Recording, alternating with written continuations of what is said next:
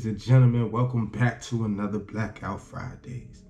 And today we have a great selection for you today. The individual we will be speaking on is an originator. Without him, there will not be this thing. His name is Carter G. Woodson. And if you ain't heard about him, let's learn about him. Carter G. Woodson was born December 19th, 1875. He was born in Canton, Virginia.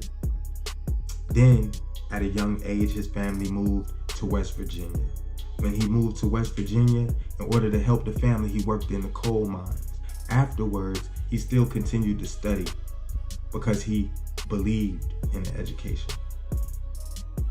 After working in the coal mines all the way to the age of 20, he finally has the chance to go to high school full time.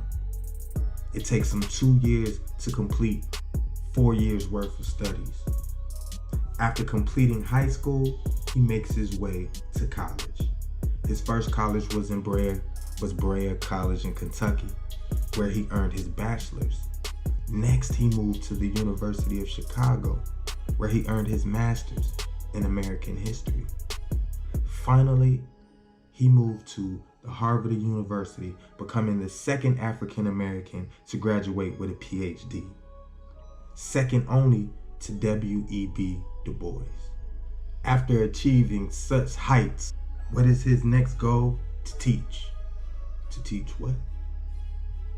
African American history.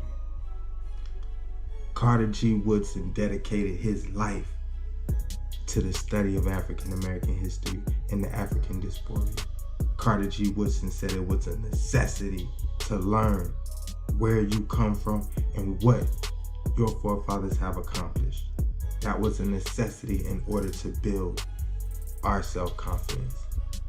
In 1915, Carter G. Woodson established the Association for the Study of Negro Life and History. Today is known as the Association for the Study of African American Life and History. His reasoning was because the American History Association wanted nothing to do with Black history.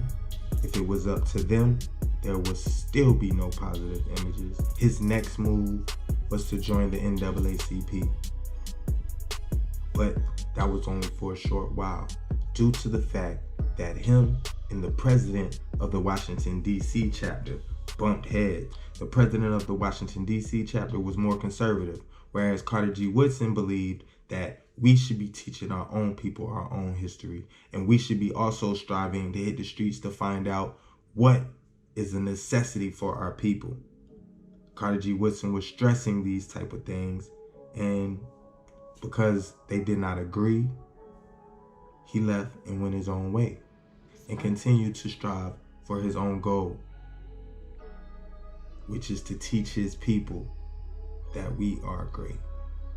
Now, just to give you a little bit of an idea of what kind of mindset Mr. Woodson had in 1915 when he decided to leave the NAACP, let me tell you what he told the president. I am not afraid of being sued by white businessmen. In fact, I should welcome a lawsuit. It would do the cause much good. Let us banish fear. We have been in this mental state for 3 centuries. I am a radical. I am ready to act. If I can find brave men willing to help me. That is where he stood. So he searched for others who stood in the same position. Now, in order for Woodson to establish things like the ASNLH, he needed money. So he did find himself asking white men for money at times in order to fund his associations and organizations and things of that nature. But Carter Woodson was a proud, strong Black man. He preferred for the whites involved to only give their money. When he ran into 2 individuals, 2 white men who wanted to place their money in and write about Black history, He told them that he felt white people did not understand our history at that time. So he did not allow them to write. These two individuals were upset with Carter. And in 1920, they left the board, protesting against him. And I guess you can say this started part of his Black Power image. So, in order for Carter G. Woodson to teach the people their own history, in 1916, he started the Journal of Negro History. By 1920, he established the Associated Publishers. This was established so that African Americans can write books based off of their culture and their history and them alone. In 1922, he published the book, The Negro in Our History. This book made it all the way to its 11th edition, which came out in 1966. Carter G. Woodson also established Negro Week. In 1933, he published the book, The Miseducation of Negroes. The Miseducation of the Negro, excuse me. He also continued to publish articles such as the Negro History Bulletin, which still being published today. In Carter G. Woodson's book, The Miseducation of the Negro, he quotes, "To handicap a student by teaching him that his black face is a curse and that his struggle to change his condition is hopeless is the worst sort of lynching." Even though Carter G. Woodson passed April 3rd, 1950, his influence is still very strong today. His book, The Miseducation of the Negro, is used on multiple college campuses for specific courses. Also, the Negro History Week that he established in 1926, that evolved into Black History Month as you know it today. In 1970, February 1st, the students in the faculty of Kent State decided to make Black History Week Black History Month. They celebrated Black history for the whole month.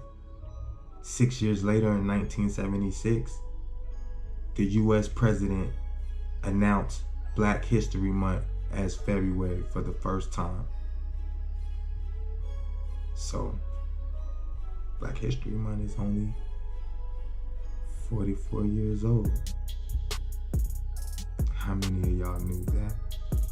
For all of those who have fell in love with the knowledge of our past, thank Carter G. Woodson. Without him, there would be no classes in college, there would be no classes in school, there would be no Black History Month. Without him, there would be no Black books about history. He started all of this. And I would like to salute Carter G. Woodson for being a part of our Black history. And that's all I got for you for Blackout Fridays.